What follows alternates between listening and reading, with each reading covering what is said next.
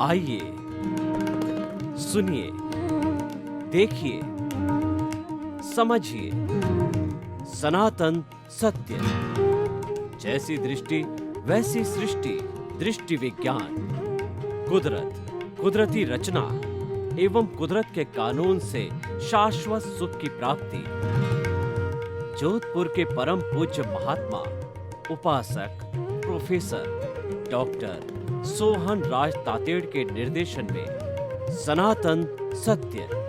जैसी दृष्टि वैसी सृष्टि, दृष्टि विज्ञान।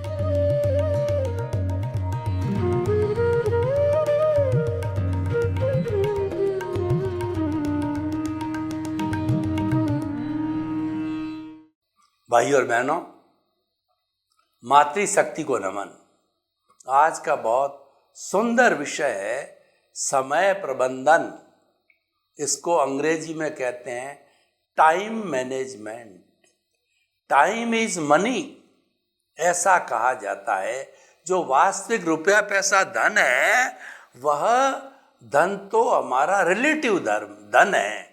वास्तविक धन है वो समय है, क्योंकि हर इंसान को भगवान ने 24 घंटे दिए हैं और वो 24 घंटे हर एक को दिए हैं। 25 घंटे किसी को नहीं दिए हैं।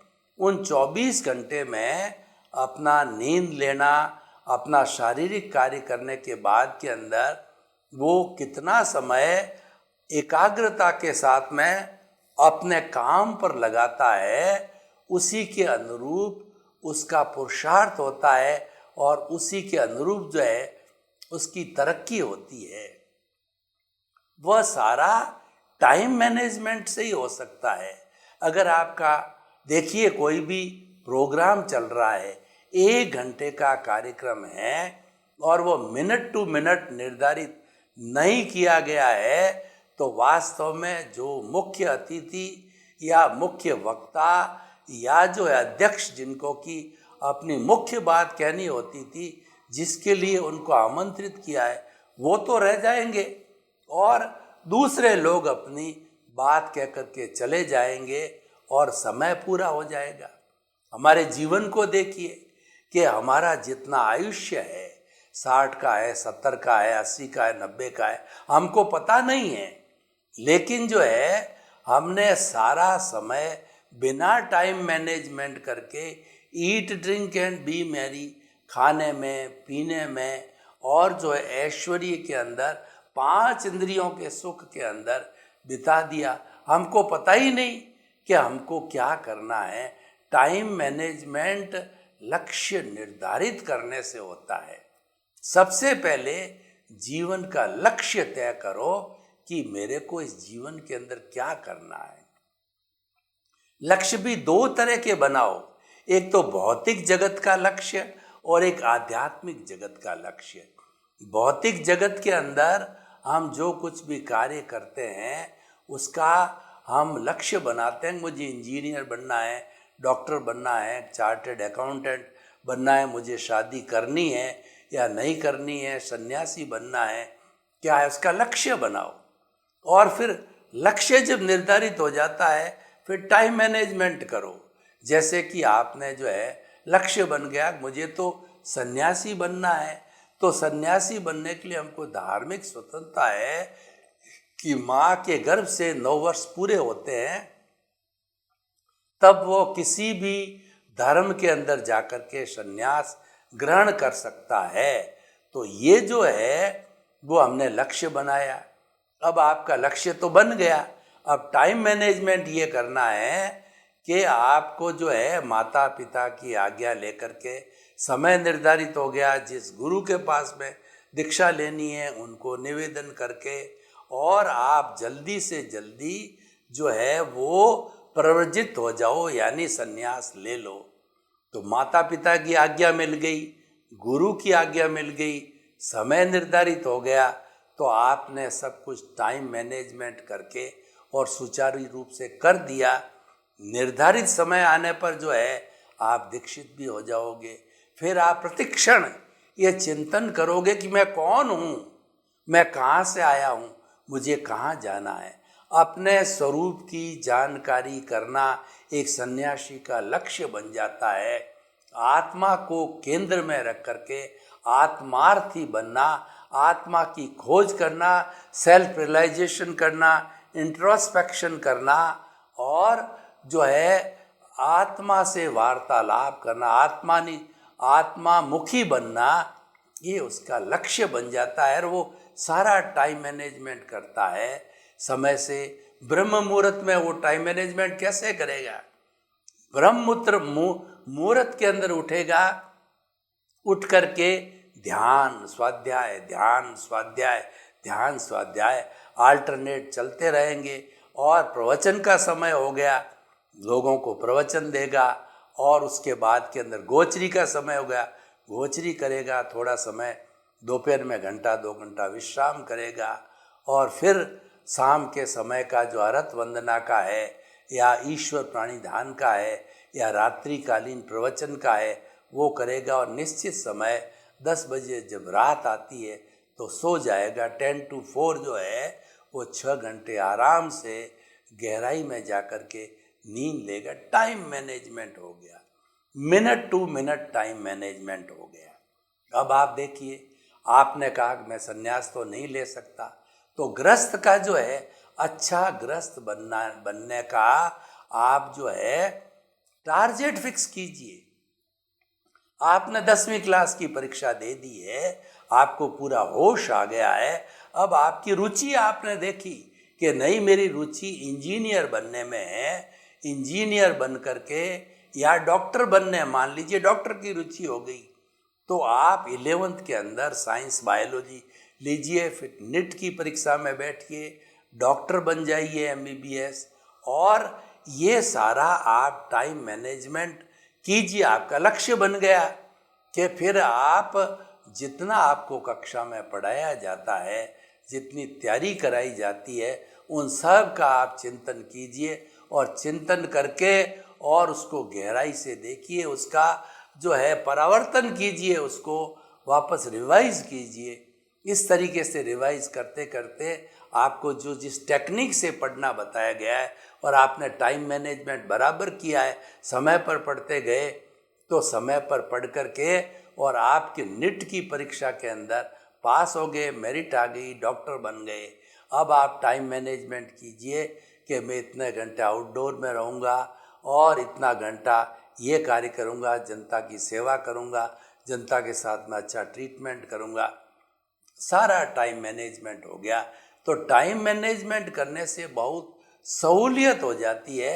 अब मेरा क्या काम करने का टाइम है, ये सारा मैनेजमेंट हो गया। गृहस्थी हो तो भी आत्मा को प्रमुखता देनी, ईश्वर प्राणिधान आपको जो समय सूट करे, अर्ली इन दी मॉर्निंग का है, रात के समय का है, जब भी आपको समय फुर्सत मिले उसके अनुरूप घंटा 2 घंटा ईश्वर प्राणिधान, सनातन सत्य को केंद्र में रख करके, आत्मा को केंद्र में रख करके और वह आप कार्य करते रहिए।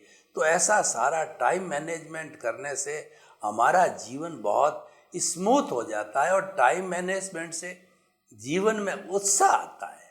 मान लो कोई भी कार्य करना, राइटिंग का है और 11 बजे तक करना, 11 बज गए तो निशेष कर लीजिए, अब बाकी का काम कल किया जाएगा।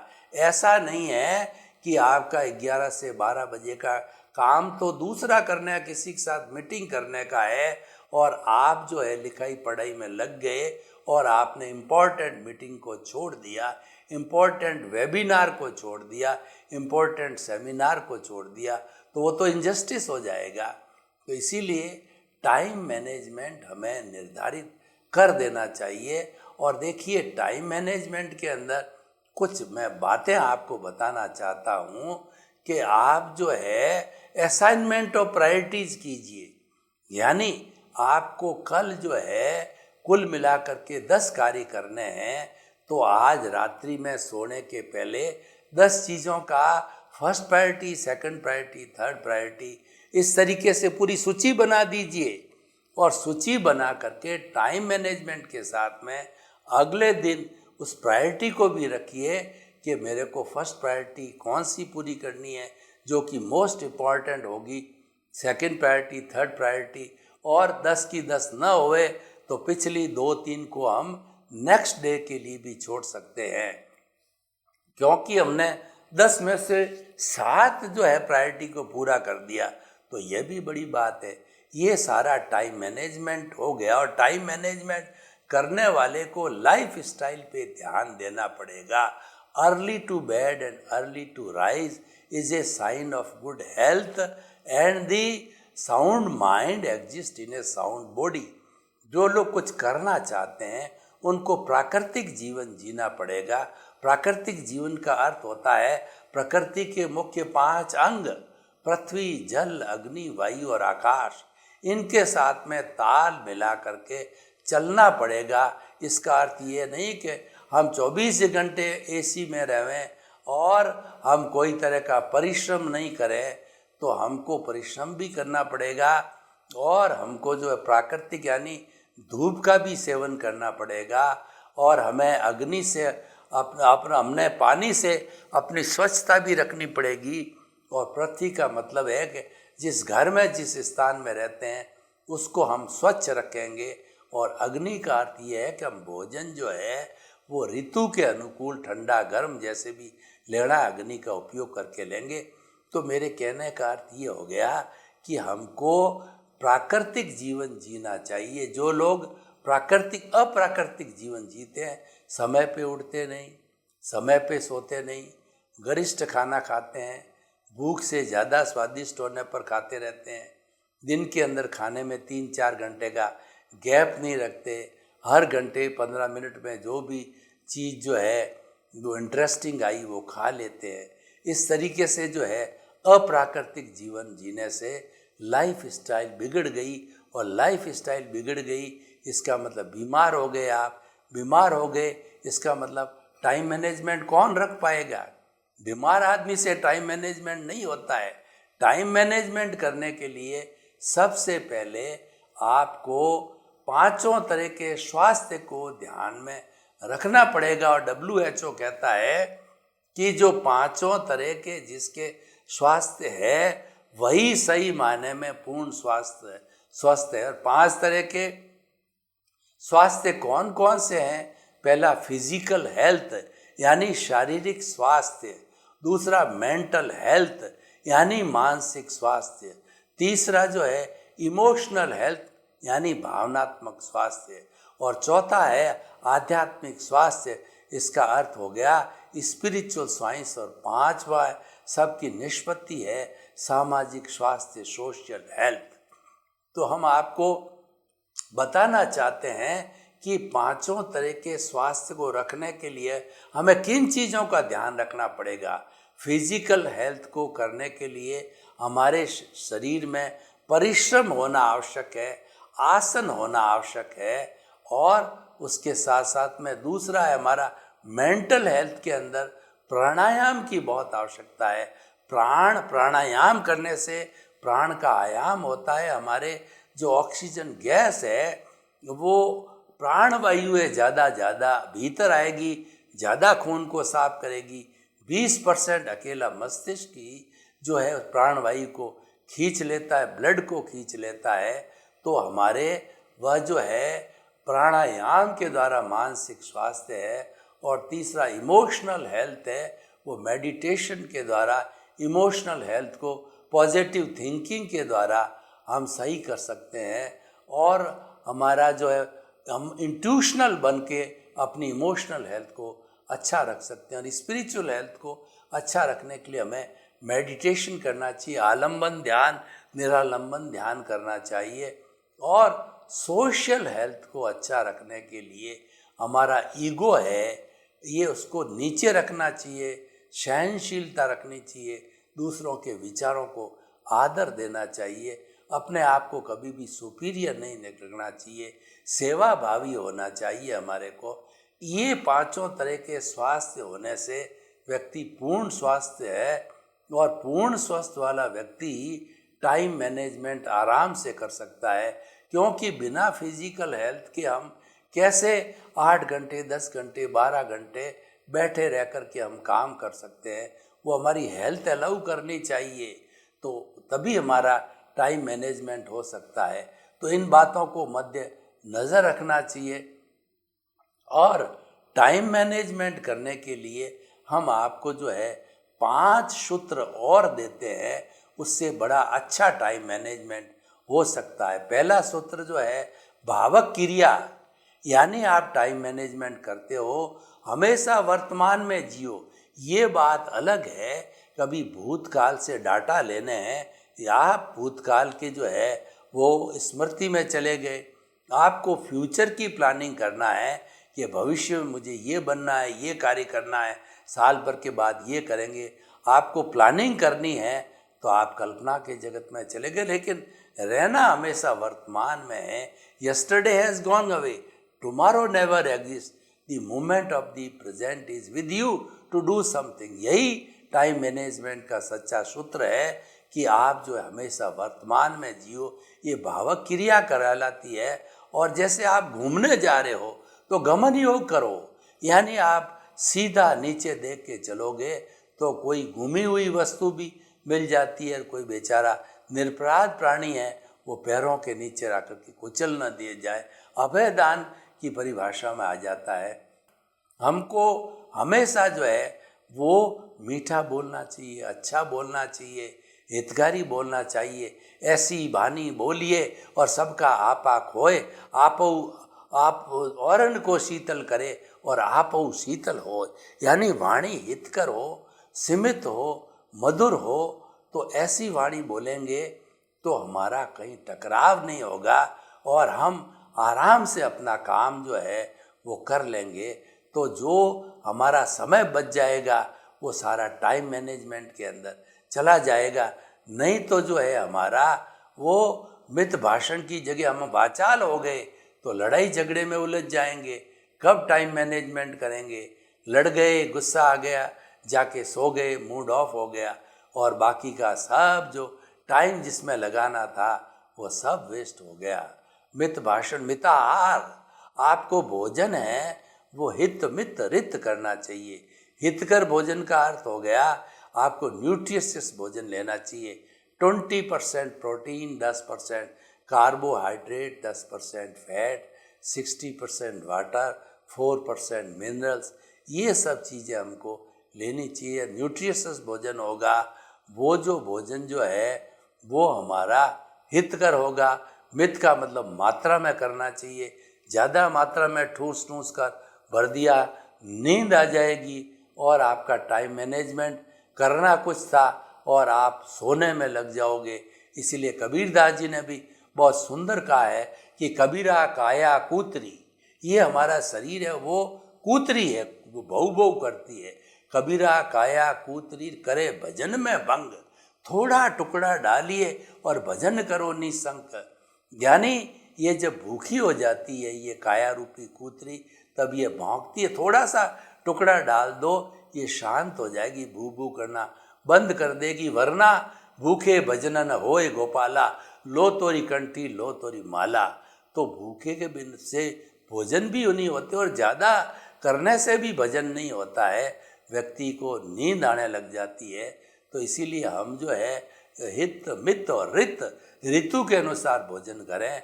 गर्मी के अंदर जो है हम थोड़ा ठंडा करके भोजन लें। गर्मी के दिनों के, सर्दी के दिनों में ठंडा भोजन नहीं करके गर्म भोजन किया जाए। तो इस तरीके से हित मित और रित भोजन किया जाए। तो ये 5 सूत्र हमने और दिए, इनका पालन करेंगे तो भी आपका इसमें टाइम बचेगा। वो टाइम बचने से जो है आप अपना जो मैनेजमेंट जो करना है, जो निर्धारित है, वो आसानी से कर सकते हैं। टाइम मैनेजमेंट के मैं आपको कुछ फ़ायदे बताना चाहता हूँ। सबसे बड़ा फ़ायदा तो ये है आदमी अस्त व्यस्त नहीं रहता है, लेकिन अगर टाइम मैनेजमेंट नहीं करता है अस्त व्यस्त हो जाता है। सुबह का काम शाम को करने लग जाता है, शाम का काम सुबह करने लग जाता है। इसीलिए व्यस्त रहना तो अच्छा है, लेकिन अस्त व्यस्त रहना अच्छा नहीं है। आप बिज़ी रहो, लेकिन बिज़ी के साथ साथ में अस्त व्यस्त नहीं रहने चाहिए। तो इसीलिए हम आपको ये कहना चाहते हैं कि आप जीवन का लक्ष्य बनाओ कि हमारा टाइम मैनेजमेंट होना चाहिए। और जो व्यक्ति समय का मैनेजमेंट करता है वो समय की पाबंदी को भी अच्छी तरह समझना है। उसको कहीं जाना होता है, 9 बजे पहुंचना होता है तो 5 मिनट वो पहले पहुंचेगा, नहीं तो आज हमारा इंडिया का टाइम बदनाम हुआ कहा जाता है। नेताजी को टाइम 10 बजे का और 12 बजे आते हैं, बहाने बजाते हैं, मीटिंग थी, हम उसके साथ मीटिंग। ये जितने भी नेता लोग हैं, जितने बड़े अफसर हैं, इनके पास में एक टूल आ गया, हम मीटिंग कर रहे हैं। ये झूठा टूल है, लेकिन फिर भी झूठ बोलना, क्योंकि वो सत्तावान है, झूठ बोल भी सकते हैं। तो मंत्री जी को टाइम दिया गया 12 बजे, 10 बजे आने का, 12 बजे आ रहे हैं, तो ये सारा टाइम मैनेजमेंट गड़बड़ा जाता है। तो जो व्यक्ति जो है अपना खुद का टाइम मैनेजमेंट करेगा, वो समय की पाबंदी को भी समझेगा और सारे काम कट करके जो निर्धारित किया गया उस काम पे जाएगा। देखिए, अगर हम टाइम मैनेजमेंट करना सीख जाते हैं तो हमारे दिमाग के अंदर एक बायोलॉजिकल क्लॉक होती है, जो कि जब जिस तरीके से अलार्म भरते हैं, 5 बजते अलार्म बोलता है, जो ही बायोलॉजिकल क्लॉक है वह आपको जगा देती है। 4 बजे उठना होता है तो वो अलार्म की भी जरूरत नहीं होती है। 12 बजे आप रोज़ खाना खाते हो तो 12 बजे वो आपको वो भूख लगा देगी बायोलॉजिकल क्लॉक, अब आप भोजन कर लीजिए। सुबह का, शाम का सब मैनेजमेंट हो जाता है। और जो आपको 10 बजे हमेशा सोते हो तो बायोलॉजिकल क्लॉक 10 बजे आपको उबासियाँ लगने जाएगी, इसका मतलब आप जाकर के सो जाइए। बायोलॉजिकल क्लॉक टाइम मैनेजमेंट के साथ में सेट हो जाती है और वह अपना काम ऑटो मोड से करने लग जाती है। और ऐसी सेट बायोलॉजिकल क्लॉक होने से जो है हम बीमार भी नहीं पड़ते हैं, क्योंकि हमारा सब समय निर्धारित हो जाता है। बीमारी के लिए जगह ही नहीं रहती है, स्थान भी नहीं रहता है, क्योंकि आप अपने आप में बिजी हो जाते हो। आदमी बीमार कौन पड़ता है? जो निकम्मा आदमी होता है, वह इधर उधर की बातें फालतू बहुत सोचता रहता है, पॉजिटिव थिंकिंग नहीं करता। जो पॉजिटिव थिंकिंग करने वाले वो लोग कहते हैं कि हम समय कहाँ से लावें कि नेगेटिव थिंकिंग करें। समय हम कहाँ से लावें कि हम सोचें कि हमारा शरीर में दर्द हो रहा है, ये हो रहा है, वो हो रहा है। हमारे पास तो टाइम ही नहीं है हम सोचने के लिए। तो जीवन का एक बहुत अच्छा लक्ष्य है कि हमको टाइम मैनेजमेंट करना चाहिए। और टाइम मैनेजमेंट सीखने वाला व्यक्ति जो है वह गुणी व्यक्ति कहलाता है, और वो जो है हमेशा आगे से आगे बढ़ता जाता है। आप महापुरुषों का इतिहास उठा करके देख लीजिए, उन्होंने जीवन के हर क्षण का जो है सदुपयोग किया है, टाइम को मैनेजमेंट किया है। तो इसीलिए ये एक सबसे बड़ा जो पर्सनैलिटी डेवलपमेंट, हमारे व्यक्तित्व विकास का भी बहुत बड़ा सूत्र है टाइम मैनेजमेंट का। आप अगर खुद टाइम मैनेजमेंट करते हो तो लेट आने वालों को जो है आप पनिशमेंट भी दे सकते हो। हमारे इंजीनियरिंग कॉलेज में, बहुत पुरानी बात कर रहा हूँ, 50-55 साल पहले वीजी गर्डे साहब प्रिंसिपल थे। वो टाइम मैनेजमेंट के इतने जो कहना चाहिए रोल मॉडल थे समय की पाबंदी के, कि जो हमारे इंजीनियरिंग कॉलेज में एडमिशन का मेन गेट था, वो अगर 9 बजे का हमारा निर्धारित टाइम है, ठीक 9 बजे आके खड़े हो जाते, और जो कोई लेट आता गो बैक सबको वापस भेज देते थे, और वो शर्मिंदे होके घर जाते थे।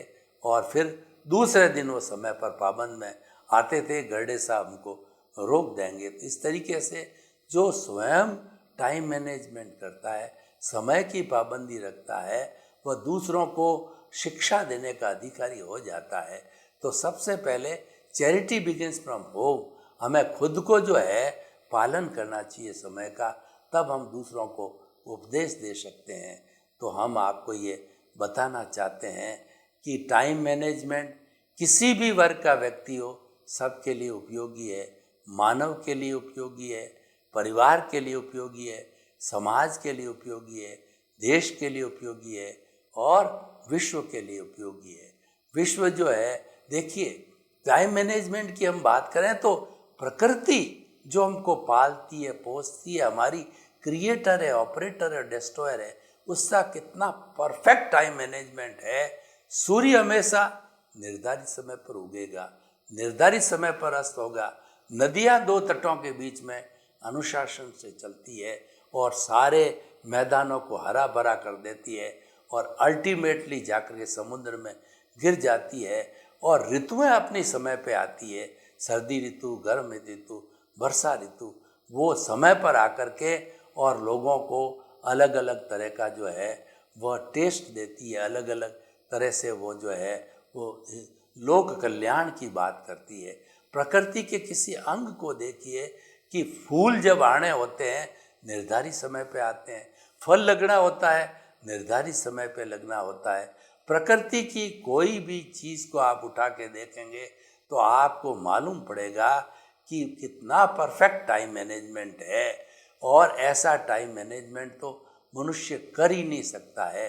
तो इसीलिए अगर आपको टाइम मैनेजमेंट का सीखना है या करना है या जीवन में उतारना है तो ये लेसन आप प्रकृति से ले सकते हो। तो देखिए कि टाइम मैनेजमेंट एक ऐसा गुण है, एक ऐसा सूत्र है कि व्यक्ति इसको पालन करके अपने जीवन को अच्छा, सुखी और आइडियल बना सकता है। देश का और विश्व का निर्माण भी वो अच्छी तरह से कर सकता है। सर्वे भवन्तु सुखिनः, सर्वे सन्तु निरामया। लोक के सब जीवों को सुख मिले, शांति मिले, आनंद मिले, प्रेम मिले, मुक्ति मिले, मोक्ष मिले और सभी आपस के अंदर प्रेम के साथ जीवन यापन करके और स्वर्ग को इस धरती पर उतार लाए।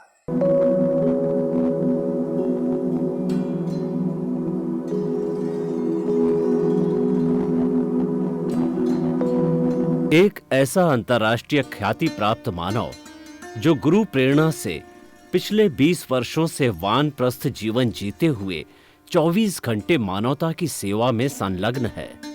एक ऐसा मानव जो अभी राष्ट्रीय, अंतर्राष्ट्रीय टीवी चैनलों पर 7,500 एपिसोड के माध्यम से सनातन सत्य, आत्मविज्ञान एवं पुनरुत्थान, व्यवहार एवं निश्चय जगत के जीवनोपयोगी विषयों पर हृदय स्पर्शी प्रवचन कर चुका है। उस मानव का नाम है महात्मा उपासक प्रोफेसर डॉक्टर सोहन राज तातेड़। प्रोफेसर तातेड़ द्वारा योग, दर्शन, शिक्षा विषयों पर रचित पीएचडी स्तर के 250 शोध ग्रंथ भारत के 100 प्रतिष्ठित विश्वविद्यालयों में शोधार्थी पढ़ रहे हैं तथा वे सभी शोध ग्रंथ वहां की सेंट्रल लाइब्रेरियों में उपलब्ध हैं। महात्मा सोहन राज ने अभी तक हजारों स्कूलों, कॉलेजों, विश्वविद्यालयों एवं संस्थाओं में सेमिनार, वर्कशॉप, कैंप लगाकर लाखों विद्यार्थियों को योग, दर्शन, शिक्षा का प्रशिक्षण देकर उन्हें सुसंस्कारित किया। डॉक्टर तातेड़ ने भारतीय संस्कृति उत्थान के 4000 से अधिक समसामयिक विषयों पर आर्टिकल लिखकर ऑनलाइन जर्नल, पत्रिकाओं, वेबसाइट्स पर प्रकाशित किया, जिसका उपयोग लाखों पाठक कर रहे हैं।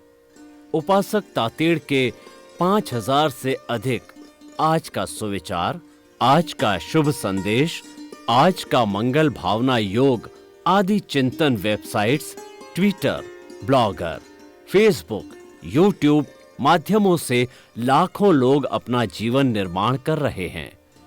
मानवता के मसीहा ऐसे महामानव महात्मा सोहन राज तातेड़ के प्रोफाइल को अभी तक विश्व के 20 लाख दर्शक यूट्यूब पर, 12 लाख गूगल पर एवं लाखों दर्शक फेसबुक, ब्लॉगर, ट्विटर और इंस्टाग्राम पर देख चुके हैं।